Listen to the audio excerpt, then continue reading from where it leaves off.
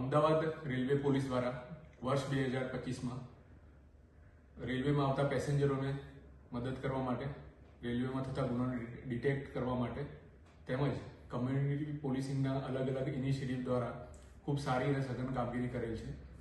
મુખ્યત્વે રેલવેમાં થતા ગુનાઓમાં અલગ અલગ પ્રકારની ગેંગો કાર્યરત થતી હોય છે, જેમાં મોબાઈલ ચોરી, બેગ ચોરી, જ્વેલરી ચોરી આવી એ સ્પેસિફિક ગેંગોને અલગ અલગ ટીમો બનાવીને પકડવામાં આવી છે.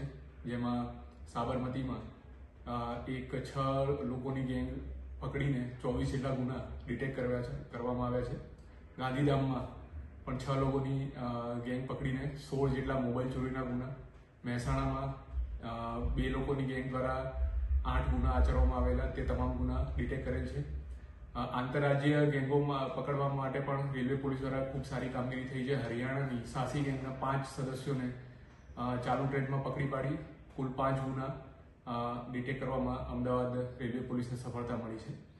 આ તમામ કામગીરી ઉપરાંત તમામ જે પોલીસ સ્ટેશનોમાં રજીસ્ટર થયેલા MCR, history sheeter, anti social, anti national, mentor પ્રોજેક્ટના આરોપીઓ આ તમામને પોલીસ સ્ટેશન લાવી અને તેમની ઓળખ પરેડ કરી તમામ રેલવેના પોલીસ કર્મીઓ તેમને ઓળખી શકે અને સ્ટેશન ઉપર તેમની આવજા થાય તો તેમને પૂછપરછ કરી ચેકિંગ કરી શકે એ માટે કાર્યવાહી કરવામાં આવી છે. જેને લીધે આ સમગ્ર કામગીરીને લીધે ગયા વર્ષ કરતાં 180 જેટલા ગુના ઓછા નોંધાયેલ છે. વધુમાં સી ટીમ દ્વારા પણ ખૂબ સારી કોમ્યુનિટી પોલીસિંગની કામગીરી થઈ છે, જેમાં 450થી વધુ મિસિંગ લોકોને સી ટીમ દ્વારા શોધી કાઢી તેમના પરિવાર સાથે મિલન કરવામાં આવેલ છે. તેમજ રેલવેમાં જે વસ્તુઓ ગુમ થતી હોય છે, ચોરી થતી હોય છે, તેને રિકવર કરીને તેમના મૂળ માલિકોને પરત સોંપવા માટેની પણ તેરા તુજકો અર્પણ દ્વારા 1.5 કરોડથી વધુનો મુદ્દામાલ 70થી વધુ કાર્યક્રમો કરીને રેલવે પોલીસે પરત અપાવેલ છે. આ ઉપરાંત રેલવેમાં જે ચાલુ ટ્રેનમાં ચોરીઓ થતી હોય છે એને અટકાવવા માટે ખાસ કરીને રાત્રિના સમયે વિવિધ ચોરીઓ જે થતી હોય છે તેને અટકાવવા માટે સ્પેશિયલ ટીમો બનાવીને ક્રાઇમ હોટસ્પોટ મેપિંગ કરી વધુ ગુનાબંધી ટ્રેનોમાં રાત્રિના સમયે સતત પેટ્રોલિંગ કરવામાં આવે છે અને જેને લીધે પણ ગુના ઉપર ઘણો કંટ્રોલ આવ્યો છે અને ગયા વર્ષ કરતાં 60થી વધુ ગુના ઓછા નોંધાયેલ છે.